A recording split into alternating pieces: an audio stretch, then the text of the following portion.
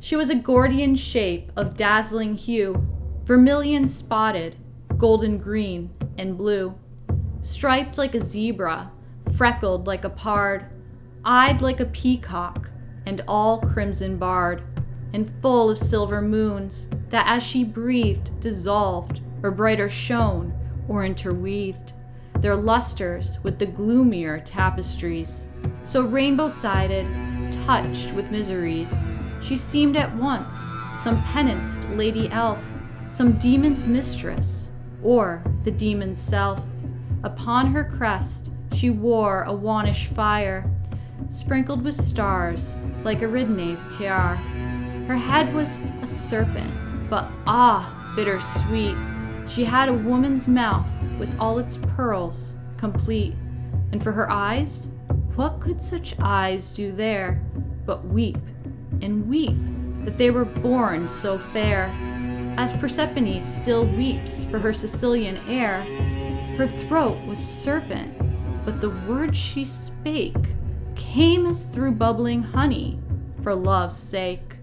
And thus, while Hermes on his pinions lay, like a stooped falcon, ere he takes his prey.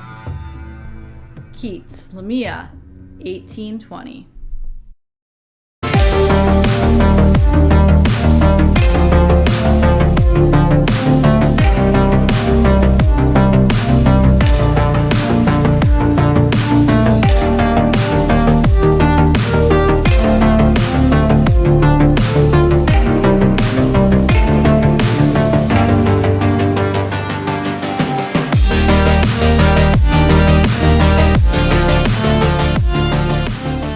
Nikki here. Let's dig into The Stress of Her Regard by Tim Powers, which was published in 1987. And Tim Powers is known for writing secret histories in which he takes real historical events and he fictionalizes them, and he particularly adds a fantasy or sci-fi or some kind of horror element to them. And The Stress of Her Regard is no different. I would say that this is fantasy / horror, and his focus here is on the young romantic poets. And you can see Percy Shelley on the cover here, and I believe that's probably Lord Byron on the back. And to be honest, it wasn't until recently that I had learned about The Stress of Her Regard from science fiction writer Christopher Rocchio, and I found out that this is about the young romantics and vampires. And I've long wanted to learn more about the young romantics. I've been fascinated by them for a while, and actually several years ago while I was in San Francisco at City Lights bookstore, I picked up The Young Romantics by Daisy Day, but I haven't actually read it yet because for me it takes a lot of activation energy to read non-fiction that is not scientific non-fiction, since that's more my regular domain. So I thought, oh, this is going to be perfect, and it's probably going to be like my favorite book in the entire universe. So my expectations were super unrealistically high. And with that said, it's not my favorite book ever, but it was a worthwhile read, and it really did leave me wanting to learn more about the young romantics. So I think this has given me that extra push to pick up the Daisy Day book finally. And while I say this wasn't quite what I expected, I'm not too sure what I expected, since I've never read any kind of fiction featuring the young romantics. One of my favorite books ever is The Count of Monte Cristo, and Lord Byron does kind of play a cameo in it, and that there's like all this gossip around Edmond Dante saying that he's spending time with Lord Byron and maybe they're both vampires, but that's really it. And so I don't know if maybe I kind of expected the young romantics to be vampires, or I thought there'd be some kind of more like passionate romance or something going on.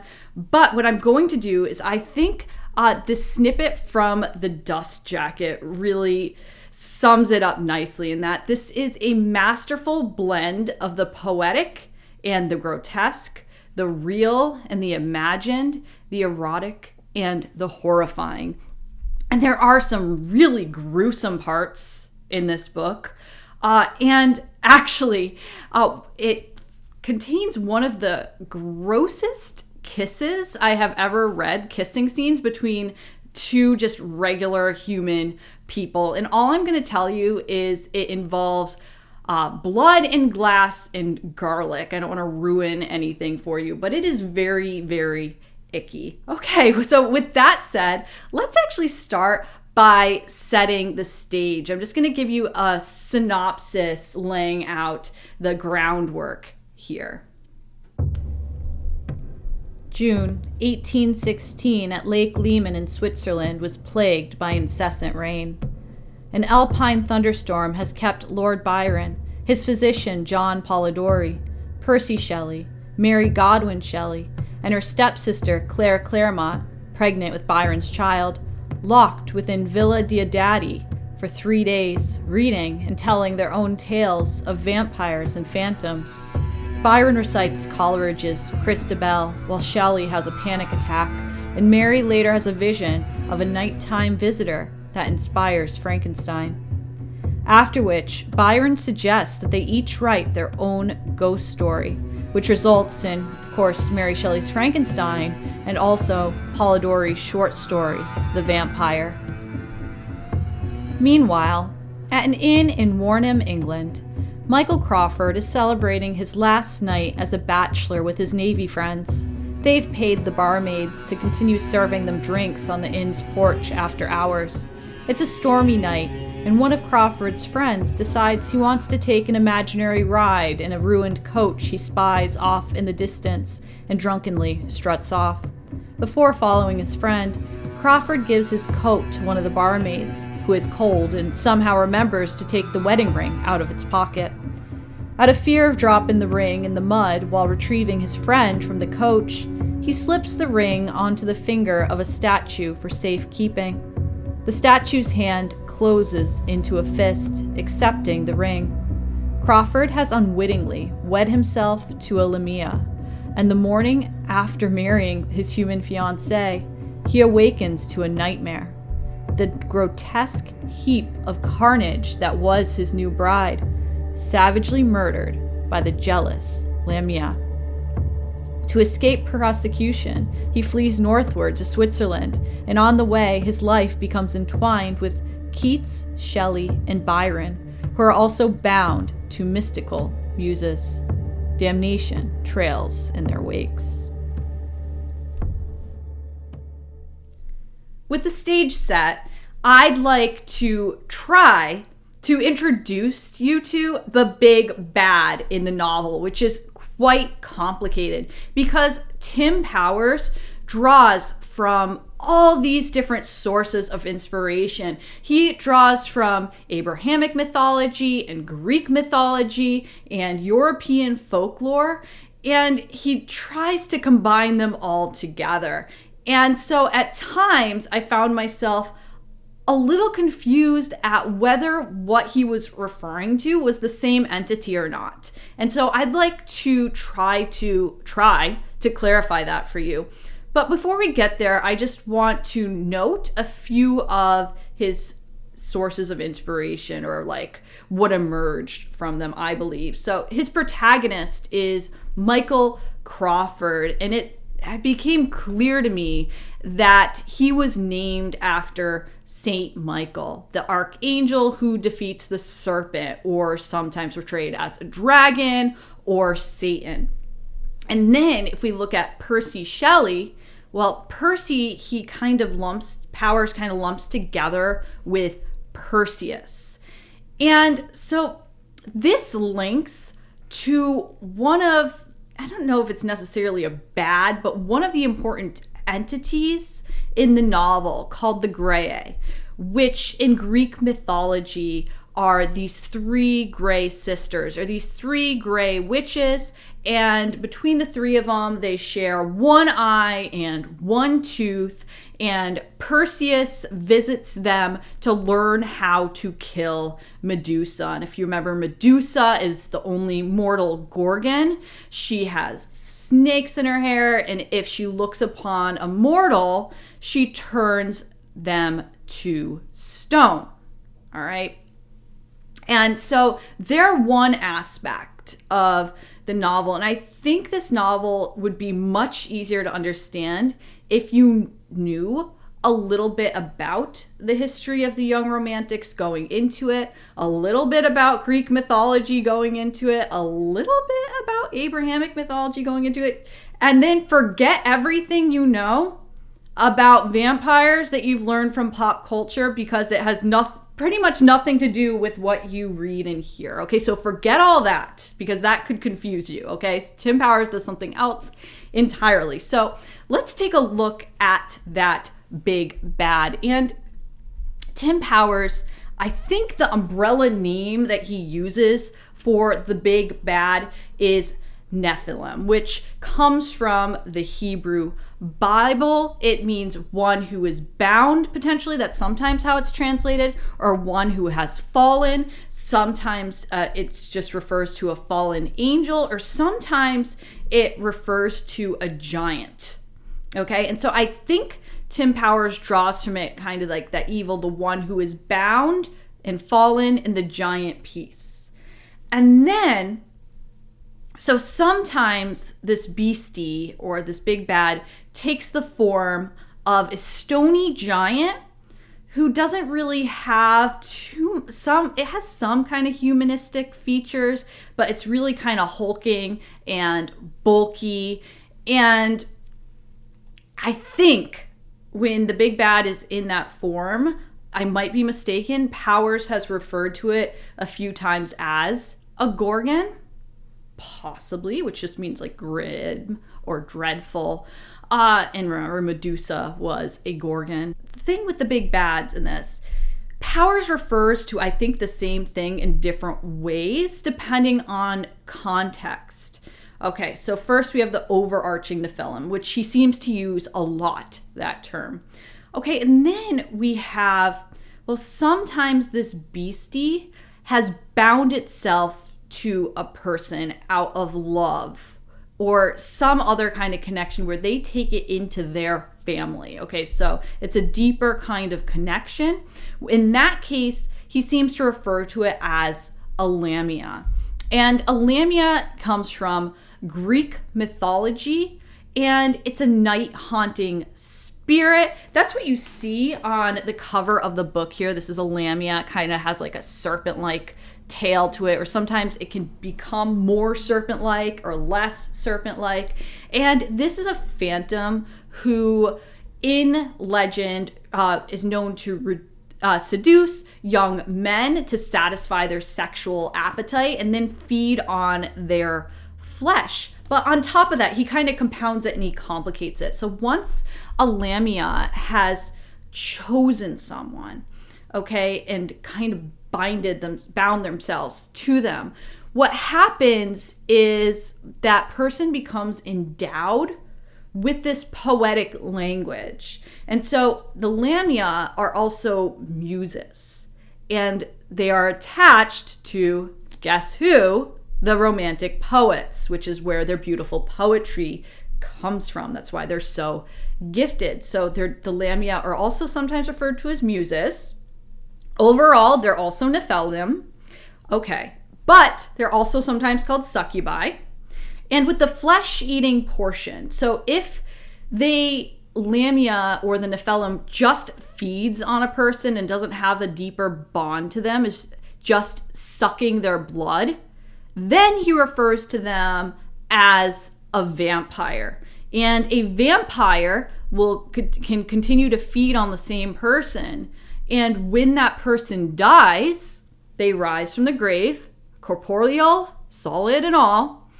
And the Nephilim is able to kind of take the form of that vampire and seduce and prey on others. And so that's that vampire piece. And we do see some of those in this novel. But overall, I'd say that's still a Nephilim, who can sometimes be a Lamia or a Gorgon, depending on context. So with that, I also want to read to you one of Power's more beautiful descriptions of these creatures. And this is when it's in that stony giant-like form. The thing was getting closer, and the shifting roar of its breathing now sounded like a distant valley-filling orchestra. Was the thing singing? Crawford found himself following the theme, and the tragic grandeur of it caught at the breath in his throat. Lyrics sprang spontaneously into his mind, cruscading tapestries of language as intricate as the depths of an opal. And it seemed to him that this must be some antediluvian march composed by sentient planets to celebrate the wedding of suns. But the music was fading, as if a wind had sprung up between himself and the vast but far distant orchestra. The long-legged thing was only a few yards away now, but it was moving much more slowly, and it seemed to Crawford that a gold and purple aura was flickering around its head, and at last, with an audible crack, it froze. What I liked. I loved how well researched this book was. Tim Powers clearly put a lot of time into this, a lot of careful thought. He pulls together and knots up all the loose strings at the end, and it's actually overall a very satisfying work.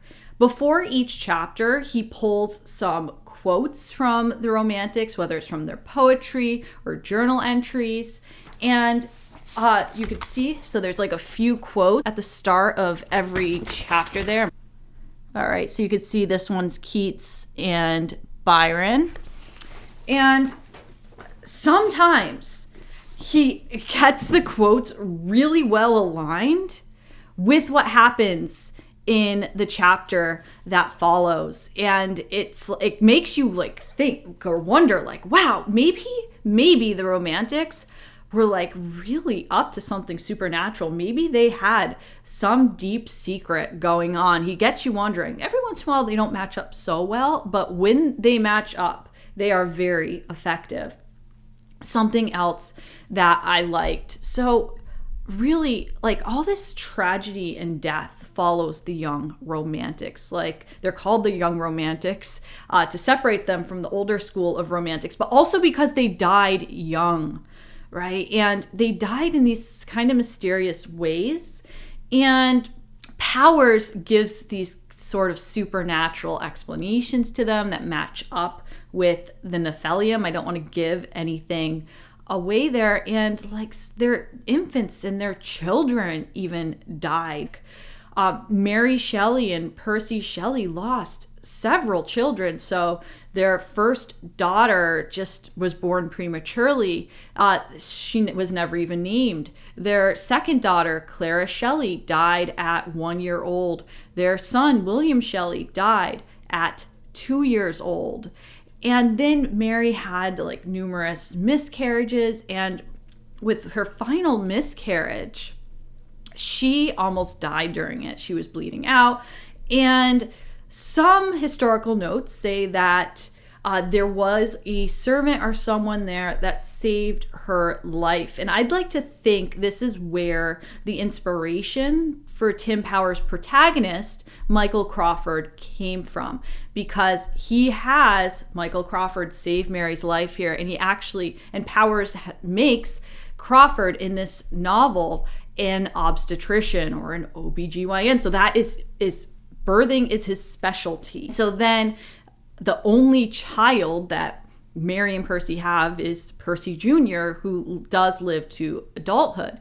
And then you look at Lord Byron and Mary Shelley's stepsister, Claire Claremont. Their daughter, Allegra, died at the age of 5. So there's all this tragedy and loss that just follows them around. Powers does weave all of that into the story that he tells. And I also just really love all the literary links. We get a little more background on Frankenstein. I don't know whether this is true or not, but we learn that Frankenstein is largely based on what Percy Shelley is going through in his life, and that he wanted the doctor's last name to be Frankenstein because it meant the stone whose travel toll is pain in advance. And so that's why Mary chose the name Frankenstein for the doctor. The doctor is reading the same works that Percy Shelley was said to be reading at that time simultaneously. Percy Shelley was feeling like he was haunted by some kind of hulking monster-like twin who would look in at him through his window. So that's part of the monster. So really, Frankenstein was supposed to be chronicling Percy Shelley's fear. And he also worried that this dreaded twin was destined to kill everyone he loved. And of course, Powers writes that in as the Nephilim that is bound to Shelley. And then also we get a little glimpse, right, at Polidori's story, The Vampire, which he also wrote in Switzerland when he was away with Lord Byron and Mary and Claire. And at first, The Vampire was attributed to Lord Byron. Everyone thought Byron wrote it, when actually Lord Ruthven was supposed to be sort of based on Byron. And this is the birth, really, of the charismatic and sophisticated modern vampire that we are all know about today, right, in pop culture. And so Powers does draw from that vision of the vampire in his novel as well. And really, Powers throws in all kinds of historical connections. He has the poet and adventurer Edward Trelawney in here, same with Leigh Hunt, John Hobhouse, who went to Trinity with Byron, also comes in. Edward Williams, the army officer who actually ends up staying with Shelley and their family in Casa Magni in Italy. And then he even writes in Francois Villon, the poet who lived 400 years earlier, who mysteriously disappeared at the age of 32. And in this book, Powers actually uses what was believed to be Francois Villon's real name, which is Dislodges. So he is in here as well. And another piece that I really liked is that Lord Byron is probably my favorite character in the whole book, and he feels like a real person. He's not portrayed as a villain, this genius villain or some ideal romantic passionate man, but I think he is net likable. That's my portrayal. That's my interpretation, is that my feel overall is that he is a likable character. Powers does often refer to Byron's club foot. He was known to go through all these weight fluctuations in life, so he's always on some kind of crazy diet, and Powers shows those fluctuations throughout this book. He had an obsession with exotic animals and strange weapons. He loved going swimming all the time, so all that works its way in.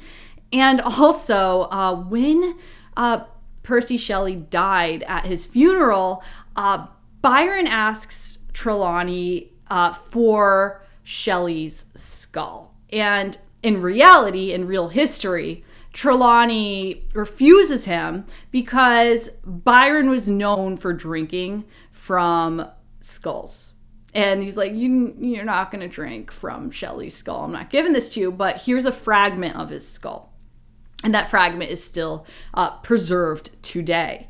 But In the novel, what happens is the skull kind of it's while his body's being burned, the skull just turns to ash and there's really nothing but a fragment to keep. So he puts that kind of spin on it. And in a few different reviews that I looked at, some of the reviewers really knock Powers for his modern dialogue, since this is supposed to be early 19th century. But the thing is, there's so much density to this novel, and it's fairly long, that I think it would be a lot harder to read if he didn't use modern dialogue. For me, I found the modern dialogue very helpful and not distracting. But that was just my opinion. And that brings me to what I didn't like. And while the characters of the poets, I thought felt human and real, the main character, Michael Crawford, I never felt like he was a real person. I didn't feel an attachment to him or a connection to him. For a long time, he felt rather amorphous to me. Like I just couldn't get a grip on him. I couldn't even piece together what he looked like till pretty far into the novel. While Powers gives like these really beautiful environmental descriptions, he sometimes leaves you wanting more with the character descriptions. Like, for example, when he refers to like Williams or Trelawney or any of these like historical figures, I get the sense that he kind of assumes that you know about them, so he doesn't over-describe them, where I'm like, wait a second, who was that? I'm not too familiar with that person. What just happened? And so I'd feel like a little lost, and I'm like, okay, I gotta look some stuff up about them. So it took a little bit of work. And so, but really, Crawford, the main character, felt like a shell of a person to me. He felt pretty empty. And there is an argument that you could make that because of his attachment to the Nephilim, that creature, that it was draining him of his humanity. But at the same time, the other romantics, the poets, while they did these weird things, they still felt like humans to me. So I don't really like that explanation. And even his human love interest in this, I never get the sense that he actually cares about her. Like he says it, he says that he loves her, and he uses this like reasoning all the time to save her, but he always has to kind of talk himself into saving her, because it seems like he doesn't even really like her. And I don't actually really like her. She know who I envision when I think about her. If you've ever seen The Expanse, Julie Mao's sister, Clarissa Mao, is kind of just like on this mission, and she's this vengeance mission, and she's very much personalityless. And I never feel like I have a good sense of her. That's how I feel about Crawford's love interest. So the two of them together, who are kind of the main characters of this novel, I just didn't care too much what happened to them. The romantics stole the show, and I just felt like they were vessels to tell the story through. Let's quickly go through the ratings. So for story here, I rated it a 7.5 because while it is overall satisfying, I think it's also overcomplicated to the point of being confusing. And I know that Powers was trying to weave all these historical pieces together and connect it to mythology and poetry and these different journal excerpts, but it was so complicated at a point where it was like very abstract, some of the scenes, and I wasn't too sure what was going on. Even the beginning of the novel, after I finished it, I reread the first couple chapters, and they made a whole lot more sense to me upon rereading them, but he kind of just puts you in there. And it is a book that if you really enjoy it, you probably could benefit from reading it a couple of times. All right, characters. Characters I rated a 6 for the reason I just described earlier. His two primary protagonists just felt flat and empty to me, but I loved his portrayal of the romantics. He didn't do a lot with Mary Shelley And a lot of the female characters in the novel actually are pretty paper thin. They're kind of just hysterical and like personality-less. So I gave characters a 6. The prose, the writing was beautiful for the most part. I gave the prose a 9. I could have lived with more and less descriptors. There are certain things that maybe were over described, but for me, the character pieces, some of those were under described. Originality. So originality, I rated a 9.5. And this, while it's a secret history, and he had a skeleton of historical events to work from, what he came up with, I just think is wildly creative and original, and everything did fit together very nicely, even though some pieces were a little overcomplicated. That's why the 0.5 kind of got knocked off. Which brings me to world building. World building, I rated an 8 because of some of those parts that I just felt like I didn't know who some of the other historical figures that he just places into scenes were. I didn't know a lot about them. Sometimes, like, it didn't feel to me like we were in the 19th century. So I think world building could have been improved on some, but overall, I really did love some of the scenes that he painted, especially moving through streets of different cities like Venice, and I think a lot of it was really beautiful. So overall, I would rate The Stress of Her Regard with an 8 out of 10. So really a solid book that I would recommend reading. And if you want to join me for my next review, I will be taking a look at another vampire novel, and I'll be reviewing Stephen King's Salem's Lot. So until next time, bye.